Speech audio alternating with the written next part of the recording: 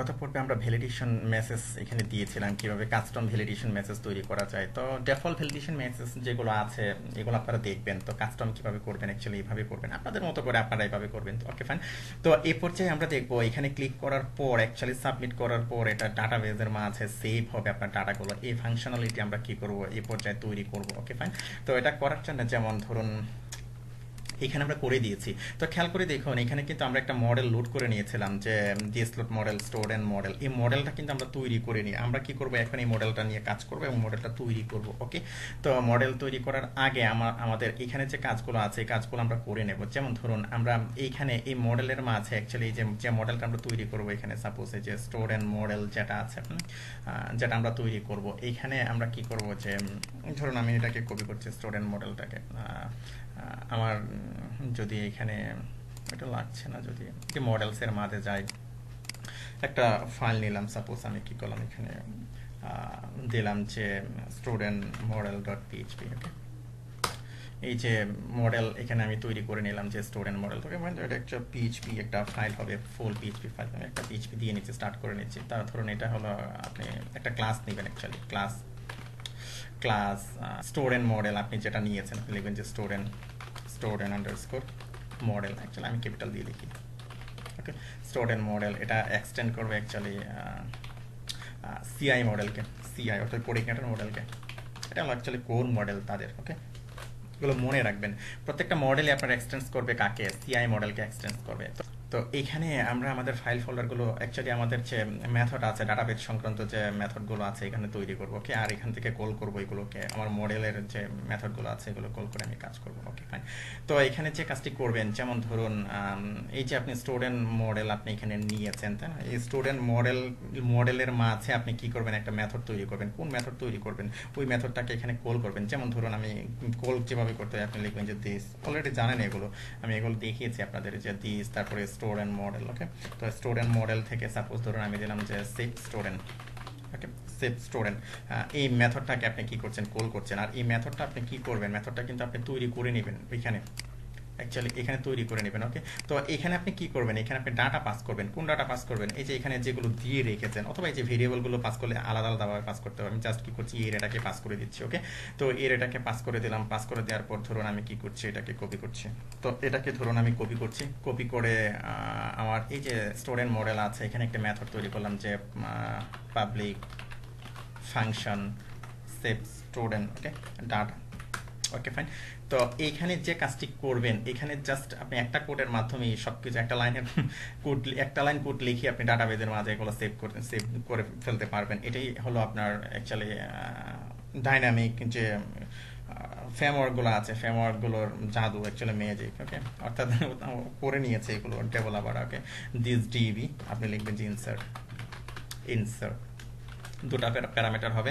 একটা প্যারামিটারের মাঝে বসবে আপনার কোন টেবিলে আপনার যাচ্ছে, আপনার ধরুন টিভিএল স্টুডেন্টের মাঝে আপনি ইনসার্ট করতে চাচ্ছেন, এটা হবে দিস ডিবি ইনসার্ট। অ্যাকচুয়ালি ওকে।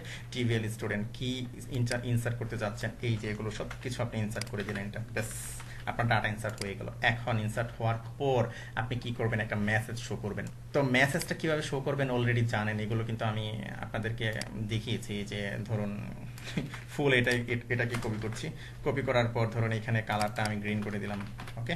তারপরে এখানে লিখলেন যে student data added successfully, data added successfully, তারপরে যেভাবে আছে ফ্ল্যাশ ডাটা সে কি করবে এভাবে সে ওইখানে ভাসাবে, অ্যাকচুয়ালি যে এইখানেই ভাসাবে। আমি মেসেজ যেটা আছে একই নাম দিয়ে মেসেজটা নিচ্ছে, আশা করি বুঝতে পেরেছেন। Okay fine. সেভ দিলাম। তো সেভ দেওয়ার পর এই যে এখানে খেয়াল করে দেখুন এখানে কিন্তু আমি যে ভেরিয়েবলটা ধরেছি, মেসেজটা ধরেছি, এখানে যেভাবে ধরেছিলাম অ্যাকচুয়ালি এমএসজি দিয়ে, এখানে কি একই নাম দিয়ে একই ভেরিয়েবল দিয়ে কিন্তু আমি ধরেছি। তো একই ভেরিয়েবল দিয়ে ধরার কারণে হলো যখন যেটা পাবে সে কি করবে সেটাকে প্রিন্ট করবে। দেখা গেল যে আপনার যখন এরর পাবে সে কি করবে এররটাকে এখানে প্রিন্ট করলো, আবার যখন আপনার সাকসেস পাবে তখন সে কি করলো সাকসেসটাকে প্রিন্ট করলো। এটা হলো একটা মেকানিজম, একটা ম্যাজিক। ওকে ফাইন। তো ধরুন আমি কি করছি এখন এটাকে রিফ্রেশ করছি, একটু ক্যাশ ধরে অ্যাকচুয়ালি এখানে রিফ্রেশ করতে হবে। Okay fine. তো আমি সাবমিট দিলাম, সাবমিট দেওয়ার পরে যে file must not be empty দেখাচ্ছে। ওকে। তো ধরুন এখানে আমি স্টুডেন্টের নাম দিলাম, সাপোজ আমি দিলাম যে ফাইসাল খান, ডিপার্টমেন্ট আমি দিলাম যে ম্যাথস।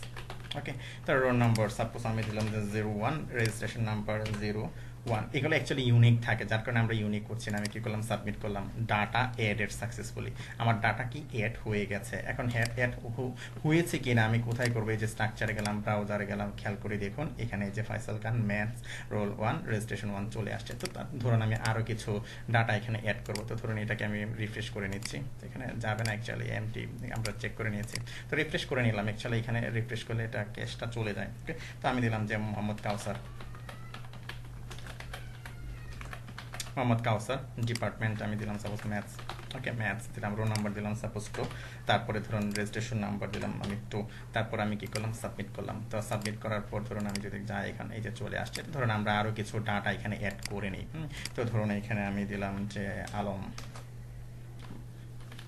আলম দিলাম, তো এখানে আমি দিলাম যে ম্যাথস, হ্যাঁ, তারপরে রোল নাম্বার দিলাম সাপোজ 3, তারপরে রেজিস্ট্রেশন নাম্বার আমি কি করলাম 3 দিলাম, তারপরে সাবমিট করলাম। ডাটা এড সাকসেসফুলি, আমরা যদি যাই এখানে ডাটা কিন্তু সাকসেসফুলি এড হয়ে গেছে। তো এখানে কি করেছি আশা করি বুঝতে পেরেছেন। এখানে খুব সিম্পল ছোট একটা কাজ এখানে আমরা করেছি, খেয়াল করে দেখুন। এখানে কিন্তু মডেলটা আমি এখানে লোড করে নিয়েছি, কারণ কি, কারণ স্টুডেন্ট মডেলটা এখানে জাস্ট যদি আমার একটাতে লেগেছে, কিন্তু দেখা গেল যে আমার যখন বড় প্রজেক্ট নিয়ে কাজ করবো, আমাকে এই যে মডেল যেটা, এটা ডিসক্লুড মডেল, এখানে আপনার এখানে করতে হবে, আবার একটা মেথড নিলে ওইখানে করতে হবে, আবার মেথড নিলে ওইখানে করতে হবে, আপনাকে বারবার এখানে লোড করে নিতে হবে। কিন্তু যখন আপনি এই যে কনস্ট্রাক্টরের মাঝে লোড করে নেবেন, আপনি জাস্ট কি করতে পারবেন, এখানে ওই মেথডটাতে সরাসরি অ্যাক্সেস করতে পারবেন। অ্যাকচুয়ালি ওই ক্লাসটাতে, যেমন এই ক্লাসটাতে সরাসরি আপনি কি করতে পারছেন, অ্যাক্সেস করতে পারছেন এই যে দিস স্টুডেন্ট মডেলে। তারপরে ওই ক্লাসের মাঝে অ্যাকচুয়ালি ওই মডেলের মাঝে যে ইয়েটা আছে, অ্যাকচুয়ালি মেথডটা আছে, সেই মেথডের মাঝে আপনি কি করছেন, ডাটা পাস করে দিচ্ছেন, তাই না। এই যে এখানে দেখুন ডাটা পাস করে দিচ্ছেন আপনি। তো ডাটা পাস করে আপনি কি করছেন, ডাটা বেজের মধ্যে সেভ করছেন। কিভাবে সেভ করছেন, কোঅর্ডিনেটর সেভ করতে হয়, দিস ডিবি ইনসার্ট, এখানে এই দুটো প্যারামিটার হবে। একটা হলো আপনি যেটাতে যে ডাটাগুলো নিয়ে আসছেন, দেখুন এর মাধ্যমে আপনি কি করছেন, একটা লাইন কোড লিখে আপনি কুইরিটা করে আপনি পাস করে দিচ্ছেন। এটা হলো অ্যাকচুয়ালি ফ্রেমওয়ার্কের মজা। ফ্রেমওয়ার্ক আপনি যে কারণে ব্যবহার করবেন, খুব কুইকলি আপনি করে ফেলতে পারছেন এগুলো। তো অনেক আরো ফ্রেমওয়ার্ক আছে যেগুলোতে কোড আমরা কি করি, এডিট ডিলিট ভিউ আমরা নিজেরা করি এখানে, তাই না। এই যে এডিট ডিলিট ভিউ নিজেরা করি। অনেক ফ্রেমওয়ার্ক আছে যে কোড জেনারেট অটোমেটিক্যালি জেনারেট হয়, এক ক্লিকে কোড আপনি এখানে কি করতে পারবেন, কোড জেনারেট করে ফেলতে পারবেন, অটোমেটিক্যালি ডাটাবেস থেকে নিয়ে জেনারেট করে ফেলে। এগুলো ফ্রেমওয়ার্কের মজা। ওকে, তো আশা করি বুঝতে পেরেছেন যে কিভাবে আপনি এগুলো নিয়ে কাজ করবেন এবং ডাটাবেসে ডাটা সেভ করবেন। তো পরবর্তী পর্বে আমরা দেখবো, এই যে এখানে খেয়াল করে দেখুন, এখানে কিন্তু আমরা এই যে লিস্ট দিয়ে নিয়েছি, তাই না। আসছে না কেন, আচ্ছা আমরা এখানে লিঙ্কটা দিয়ে নিই, লিঙ্কটা আমি উঠিয়ে দিয়েছিলাম, যাই হোক। তো এখানে যে স্টুডেন্ট লিস্ট আছে, তারপরে ডিপার্টমেন্ট আছে, অথর আছে, তো এগুলো একটার পর একটা দেখবো। তো অ্যাকচুয়ালি এখানে যে প্রজেক্টটা করছি এত বেশি দেখানোর কোনো প্রয়োজন ছিল না, এখানে জাস্ট একটা দেখিয়ে দিলি বাকিগুলো আপনারা নিজেরা করে ফেলতে পারতেন। তারপরে আমি এগুলো দেখাবো, একটার পর একটা দেখাবো। এই একটা প্রজেক্টের মাঝে ধরুন সব কিছু আমি দেখাচ্ছি, অর্থাৎ অনেকগুলো একই জিনিস বারবার দেখাচ্ছি। তো অন্যান্য যে ফ্রেমওয়ার্কগুলো তৈরি করে দেখাবো, অ্যাকচুয়ালি আর ফ্রেমওয়ার্কে প্রজেক্ট তৈরি করে দেখাবো, ওইখানে জাস্ট যতটুকু দেখালেই হয়ে যাবে, ততটুকুই দেখাবো। আর বাকিগুলো অর্থাৎ প্রজেক্ট আপনারা নিজেরা করবেন, ডেভেলপাররা নিজেরা করবে প্রজেক্ট। তো এখানে জাস্ট ফ্রেমওয়ার্কের ব্যবহার, অর্থাৎ ফ্রেমওয়ার্কের ইউজটা, কিভাবে আপনি ফ্রেমওয়ার্কটা হ্যান্ডেল করবেন, এই বিষয়গুলো শিখবেন। এবং এই বিষয়গুলো শেখাটাই হলো আপনার জরুরি বিষয়। এই বিষয়গুলো যদি না শিখেন তখন আপনি প্রজেক্টে উঠাতে পারবেন না। তো দেখা গেল যে আমি কি করছি, এখানে একটা কোড আমি তৈরি করে দেখালাম আপনাকে, একটার মাঝে ইনসার্ট এডিট ডিলিট ভিউ তৈরি করে দেখালাম, ব্যাস হয়ে গেল। বাকিটা কিন্তু আপনারা নিজেরাই পারবেন। তো তারপর আমি যে এখানে যে ডিপার্টমেন্ট অ্যাড করলেন, তারপরে ডিপার্টমেন্টের লিস্ট নিয়ে আসলেন, তারপরে অথর অ্যাড করলেন, অথরের লিস্ট নিয়ে আসলেন, তো এগুলো কিন্তু সেম থাকবে, তাই না। এই যে বুক, এগুলো কিন্তু সেম থাকবে।